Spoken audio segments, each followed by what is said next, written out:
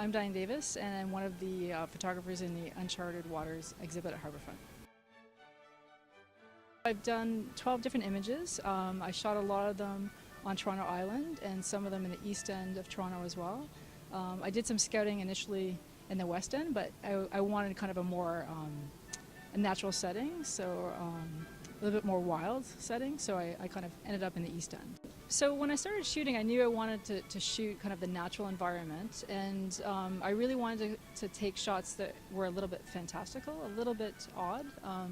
So I initially thought of taking lighting with me and kind of setting up lights to kind of help create a different kind of feeling in the images, something that you might not see in the everyday.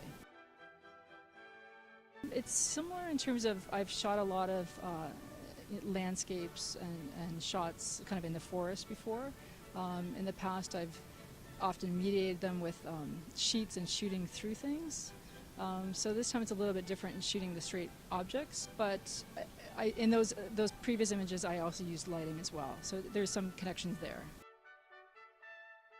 It's fantastic. I love seeing them huge. I think it's probably the largest I've ever seen anything I've shot printed, so it's pretty amazing to see it all standing up with all the other images too. I like kind of seeing the variety of images all together and how different they all are from each other.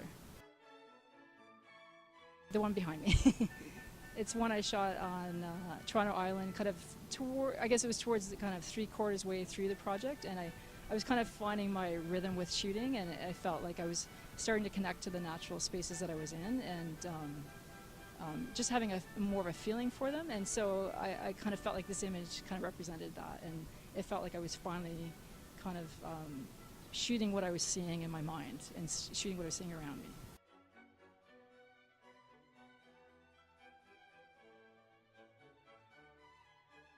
I'm Diane Davis, and I'm one of the photographers here at Harbourfront. Come check out Uncharted Waters. It's here till June 2013.